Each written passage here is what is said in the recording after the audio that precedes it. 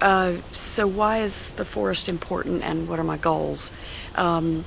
In the past, my goals were to get away from the hubbub of Charlotte and have a place to retreat, to hear the lovely sounds of nature and have the quiet and the peace. And then as time went on, my goals have kind of evolved largely through coming to better understanding of the forest through talking with the North Carolina foresters. I originally signed up for the North Carolina Forestry Stewardship program with the idea of saving money because it really cuts your taxes. You get classified as a farm as long as you do logical things to take care of the forest and protect the wildlife. And it was exactly what I would have wanted to do anyway, because I grew up in the country in South Carolina and I've always cared a lot about nature. I'm a former Girl Scout and camper and camp counselor and so on, and so kind of amateur naturalist. So what the Forestry Stewardship program offered was exactly in line with my goals. Okay, the Forest Stewardship program started in 1990 in North Carolina when it was signed into the Farm Bill, and the program was assigned to be administered by the North Carolina Forest Service. And so it's been going on since 1990. Currently we have about 1,200 forest stewardship landowners in the program. It started many years ago with just 6 resource elements.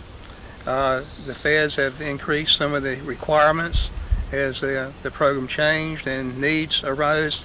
We now address climate change. There are 17 resource elements that we address now instead of 6, but it's always geared toward the objectives of the forest landowner. A lot of times we get approached by many different landowners in North Carolina, especially in Cabarrus and Mecklenburg counties. A typical thing is landowners want a tax deferment plan written for them under present use value. And so we'll go on their property and teach them how to properly manage that and how to get into that present use value program with the tax office. A lot of times landowners don't understand the benefits of harvesting trees and going about replanting those trees for future generations for growth and for production in North Carolina. But it's really valuable not only to them as the landowner, but as to the state itself, because this is how North Carolina was pretty much built off of timber production. So it's very important for us to go through these landowners. A lot of benefits they don't understand that they get is the main focus is a cutover looks ugly and a cutover hurts wildlife. Well, it actually does the opposite. Wildlife will prefer, especially deer and turkey, love cutovers. Early successional species come back in, like the young trees, they drop the seeds. The deer and stuff love all that, so it's really beneficial for wildlife, and a lot of landowners don't understand that. But when we come in and teach them about that, they start to see, well, hey, maybe it's not as bad as I thought it was because of how it's depicted in a lot of media.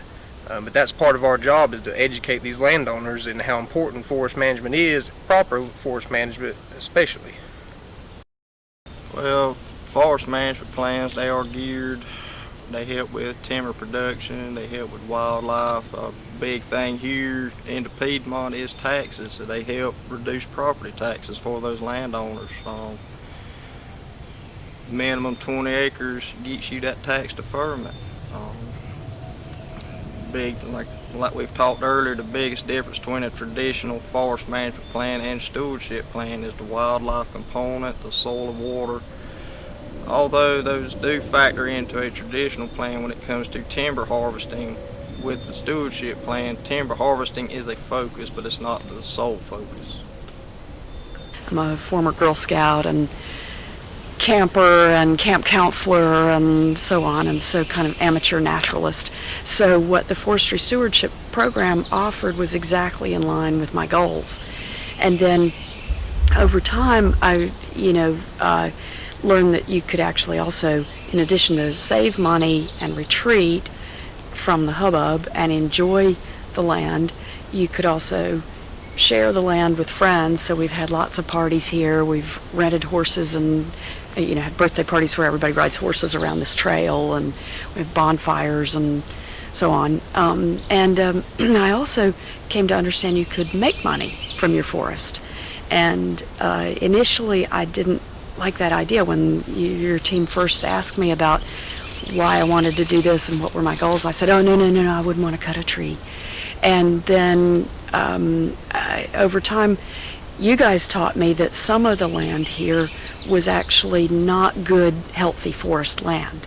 It had originally been farmed, and it had just grown up spontaneously with just grasses and shrubs and trees that were not going to ever grow any taller or better. And so we actually cleared that out and replanted those.